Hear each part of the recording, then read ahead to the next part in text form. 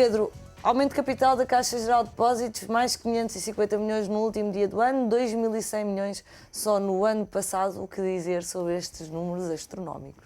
O que dizer que, a somar esse valor, ainda há mais 2,5% do capital da EDP que foi vendido pela Caixa Geral em setembro e mais 2,5% vendidos também no último dia do ano, o que eleva esse montante dos 2,1 para quase 2,6 mil milhões. São mais quase 500 milhões só em vendas de ações da EDP para gerar liquidez para o banco. E numa má fase do mercado de capitais, o que representa, o que significa ou traduz também a pressão sobre a Caixa Geral de Depósitos para realizar dinheiro. Exatamente, porque o Banco do Estado tem que ser aquele que deve dar o exemplo e manter os Tier 1 o mais elevados possível e puxar pela banca portuguesa.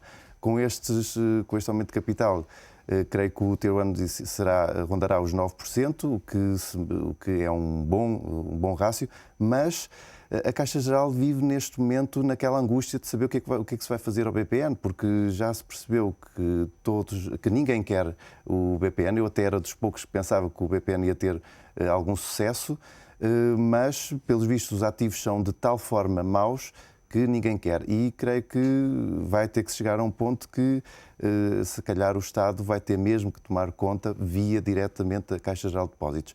E creio que, para se caminhar numa dessas vias, a Caixa Geral vai necessitar de mais dinheiro, de mais aumentos de capital. Ao mesmo tempo, a Caixa é o banco que tende a liderar os empréstimos às famílias e ao crédito à habitação. E se não se recapitalizar a níveis com capital próprio do Estado, teria que ir ao mercado de capitais, que neste momento também lhe iria exigir uma taxa muito superior para refinanciar e não conseguiria dessa forma repassar esses empréstimos a taxas mais baixas à economia portuguesa. Paulo, olhando para esta questão do Caixa Geral de Depósitos, por exemplo, na Irlanda criou-se os chamados bad banks para ficar com ativos tóxicos. Faz algum sentido pensar numa criação de uma instituição dessas ou como é que se pode, no fundo, viabilizar o BPN fora do universo Caixa Geral de Depósitos? Penso que as situações serão um bocadinho diferentes, não é? Assim, a dimensão da crise na Irlanda é muito superior, muito claro. superior. No mercado português, quando se analisa os principais bancos portugueses, estão muito fora dessa situação. Haverá esta questão específica do BPN. Acho que tem que ser visto caso a caso. A situação não foi resolvida, se calhar, como se esperava. Vamos ver nos próximos meses, mas acho que temos que fazer bem a diferenciação das situações. Acho que para Portugal esta situação foi também de tentar elevar os rastros de solubilidade da Caixa, também dar uma imagem até para as agências de rating e tudo mais. Para os próximos meses vão ser importantes.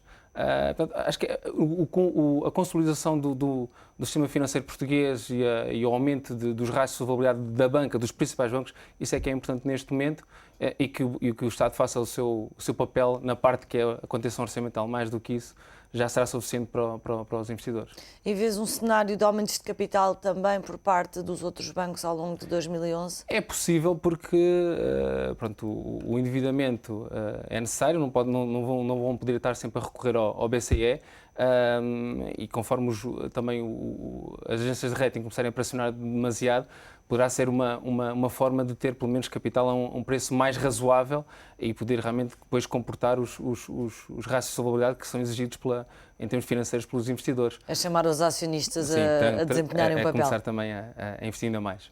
Em vez de serem só os clientes a pagar estes spreads. Pedro, o Paulo estava a falar aqui de consolidação como também sendo um caminho para a banca. Se percebi bem, achas que ainda há espaço para consolidações na banca portuguesa?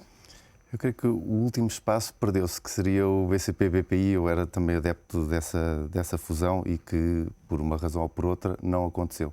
Creio que neste momento até poderia haver espaço, mas não há condições políticas nem económicas para se fazerem. De todos os lados, nós vemos que dos lados das trincheiras dos bancos, todos os acionistas também estão descapitalizados. E esse é que é um dos grandes entraves à recapitalização por capitais próprios dos bancos nacionais.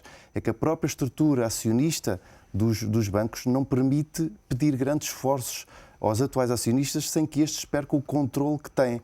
Por isso, vamos ter que ponderar ou querem uma estrutura financeira mais sólida, mas com menos controle dos acionistas portugueses neste momento, ou então vamos ter que pedir a investidores eventualmente estrangeiros para comprar grandes participações nos bancos portugueses, porque Lá vem a China outra vez. Ou a China, fala-se a entrada da China no capital do BCP, mas todas estas entradas a haverem devia ser por aumento de capital, não aquisição em bolsa, porque a aquisição em bolsa é algo que não aumenta o capital próprio de um banco, é preciso que se diga. Porque quando uma instituição toma uma participação numa empresa e a compra em bolsa, não altera em nada os rácios nem contabilísticos, nem os capitais próprios da instituição. De modo que haver essas injeções por parte dos fundos soberanos, de Estados, de quem for, que seja via aumento de capital que contribua diretamente para a recapitalização dos bancos e, se possível, com a menor diluição possível, porque esse é que é o problema, deixar de perder o controle dos atuais acionistas e, ao mesmo tempo, recapitalizar a banca.